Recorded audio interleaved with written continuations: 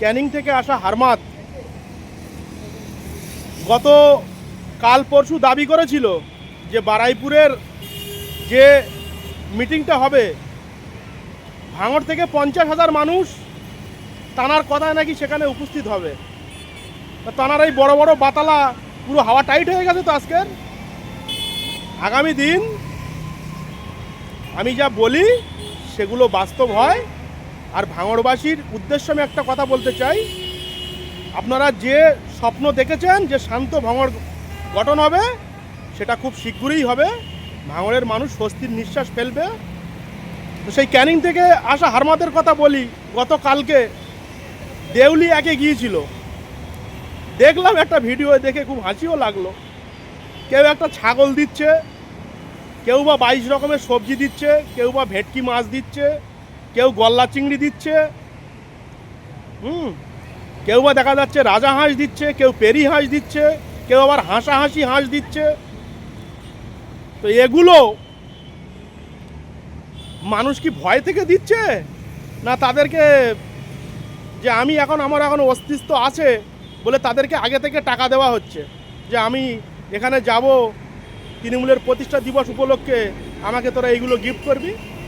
মানুষ আর বোকা নেই। আর ভাঙড়ের মানুষ অলরেডি জেনে গেছে যে আপনি ভাঙড়ের কোনো দায়িত্বে নেই। আর যে কোঅর্ডিনেটর কি পদ তা আপনি আজকের বারাইপুরের স্টেজে সেটা আপনি প্রমাণ পেয়ে গেছেন। যারা এই ক্যানিং পূর্বের এই হারমাদের যারা তোলাবাজ যে কটা ভাঙড়ে আছে 2-5 জন, তারা কিন্তু আজকের আর কেউ ফেসবুকে কোনো ছবি পোস্ট করেনি। কারণ লজ্জায় তারা, আমার কাছে খবর আছে, বিভিন্ন পার্টি অফিসে বসে বইটা করছে যে কই আমাদের নেতার তো আজকের কোনো গুরুত্ব দিল না। গুরুত্ব দেবে না, গুরুত্ব দেওয়ার দিন চলে গেছে। কারণ ভাঙড়বাসী এবং ক্যানিংবাসী জানতে পেরেছে যে এর ওপর নেতৃত্ব আর গুরুত্ব দেয় না। আমি তো বলেছিলাম যে আফটার নবান্ন থেকে ক্যামাক স্ট্রিট, আর ক্যামাক স্ট্রিট থেকে এদিকে তৃণমূল ভবন, ওপর লেভেলে যত নেতা আছে এনাকে কেউ গুরুত্ব দেয় না। সুতরাং আমি ফের বলছি ভাঙড়বাসীকে, এই ক্যানিং থেকে আসা হারমাত যদি আপনাদের কোনো মিটিং মিছিলে ডাকে আপনারা যাবেন না। ভাঙড় বিধানসভা আমাদের অধিনায়ক অভিষেক বন্দ্যোপাধ্যায় যে আজকের বেঁধে দিয়েছে যে ভাঙড় বিধানসভা জিততে হবে, ভাঙড় বিধানসভার সাধারণ মানুষ ঢেলে তৃণমূল কংগ্রেসকে এবারে ভোট দেবে এবং ভাঙড় তৃণমূল কংগ্রেস 50,000-এর ঊর্ধ্বে ভোটেই জয়লাভ করবে। এটা আমি দায়িত্ব সহকারে বলছি। আর কিভাবে তৃণমূল কংগ্রেসের ভোট করাতে হয় সেটা কিন্তু খুব ভালো রকম আমি জানি, কারণ সেই সমস্ত অস্ত্র আমার কাছে আছে।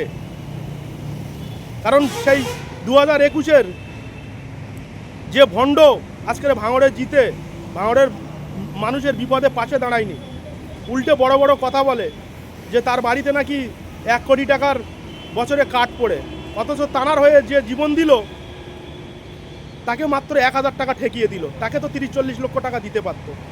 তো ক্যানিং পূর্বের হারমাতকে উদ্দেশ্য করে বলতে চাই, আপনি যতই আমার পিছনে লাগুন, যতই আমার লুটপাট করান লোক দ্বারা দিয়ে, রফিকুল ইসলামকে রুখে রাখা কিন্তু খুব মুশকিল আছে। আপনার শেষ আমি দেখে ছাড়ব, আপনার কোথায় শেষ আছে।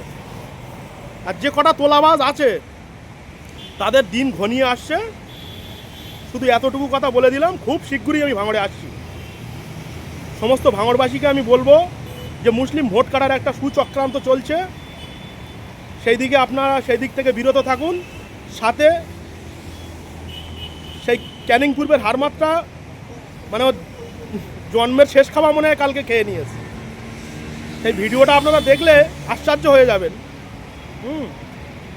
আগামী দিন সাজান শেখের মতো অবস্থা হবে, এটা আমি বারবার বলছি, আর এটা হবেই। পাপ কোনো দিনও বাপকে ছাড়ে না, পাপ করলে তাকে ভোগ করতে হবে। আর যে আমি বারবার বলেছি কোনো বিধানসভায় টিকিট পাবে না, এটা আপনারা কিন্তু মিলিয়ে নেবেন যে আমি কথাগুলো ঠিক বলি কিনা। সময় আর দিন কথা বলবে। দিন 2026 সাল, নূতন বছর পড়েছে। এই জানুয়ারি মাসের ভিতরে অনেক কিছু মানুষ দেখতে পাবে। আমরা তৃণমূল কংগ্রেসের সৈনিক, আমরা দিদির সৈনিক, আমরা অধিনায়ক অভিষেক বন্দ্যোপাধ্যায়ের সৈনিক। ভাঙড় তৃণমূল কংগ্রেস জিতবে 2026 নির্বাচনে এবং 50,000-এর বেশি ভোটে জিতবে।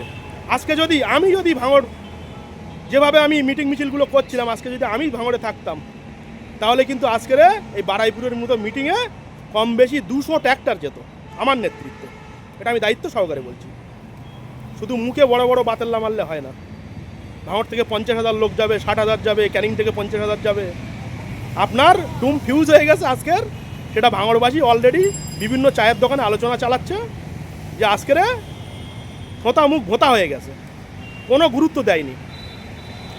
এবং ধারে পাশে আমাদের বস অধিনায়ক অভিষেক বন্দ্যোপাধ্যায়ের ধারে পাশে যাওয়ারও ভালো করে সুযোগ পায়নি, যার জন্য তোলাবাজরা কোনো ছবি ভিডিও ফেসবুকে পোস্ট করেনি। সকলে ভালো থাকবেন ও সুস্থ থাকবেন। খুব শীঘ্রই ভাঙড়ের সুদিন ফিরবে। ভাঙড় মাবাসীদের যে মা বোনদের যে সম্মান, সেটা ভাঙড়বাসী ফিরে পাবে এবং ভাঙড় সুস্থ ভাঙড় গঠন হবে এবং যাতে ভাঙড়ে আর কোনো মায়ের কোল না খালি হয় সেই সুব্যবস্থা করব। আপনারা একটু ধৈর্য ধরুন।